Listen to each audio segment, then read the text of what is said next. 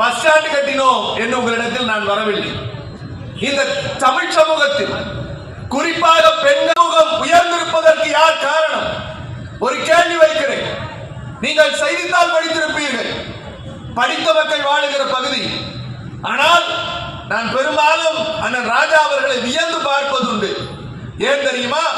தாம்பராசுக்கு மத்தியில் ஒரு தமிழனாக வெற்றி பெற்று இங்கே தமிழனாக வாழுகிறார் என்கிற பெருமை எனக்கு எப்போதும் உண்டு.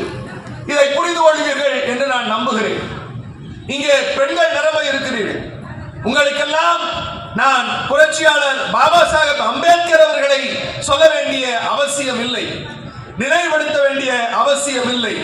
ஆனால் இந்த உலகத்தில் இருக்கிற பெண்களை காட்டிலும் இந்தியாவில் இருக்கிற பெண்களுக்கு குலக்கடவுள் யார் என்றால் புரட்சியாளர் பாபா சாஹேப் அம்பேத்கர் மட்டும்தான்.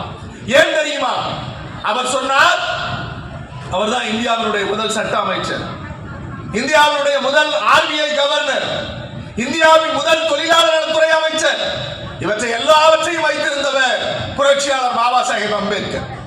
அவர் தான் வகித்த பதவியை சுதந்திர இந்தியாவிற்கு பிறகு அமைக்கப்பட்ட முதல் அமைச்சரவையில் அவர் வகித்த பொறுப்பு சட்ட அமைச்சர்.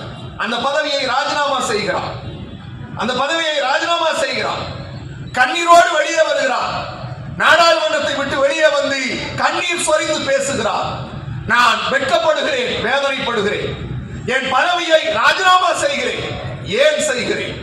இந்த அவை இருக்கிறதே, பாராளுமன்றத்தை காட்டி சொல்லுகிறான்.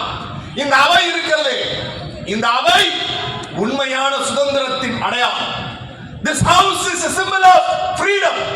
ஆனால் அந்த சுதந்திர அடையாளத்தில் இந்தியாவில் இருக்கிற இந்து பெண்களுக்கு சுதந்திரம் கிடைக்கவில்லை.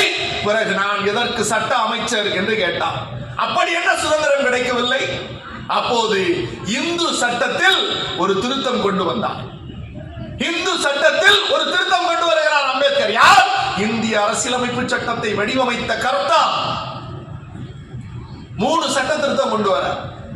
முதல் சட்ட திருத்தம், பெண்கள் விவாகரத்து செஞ்சுக்கலாம், புருஷனை பிடிக்கலையா டிவோர்ஸ். பாரு எவ்வளவு பேர் முகத்துல சிரிப்பு. இரண்டாவது, குழந்தையை சொல்லிக்கிறாங்க, குழந்தையை தத்தெடுக்கிற உரிமை, அடாப்ஷன் ரைட். மூன்றாவது மிக முக்கியமான உரிமை, சொத்தில் உரிமை. அந்த சட்ட திருத்தத்துக்கு முன்னாடி வரைக்கும் இந்தியாவில் இருக்கிற இந்து பெண்களுக்கு சொத்துல உரிமை கிடையாது. யோசிச்சு பாருங்க. இன்னைக்கு காலில் செருப்பு போட்டிருக்கோம், ஆனால் இந்த செருப்பை போடுவதற்கு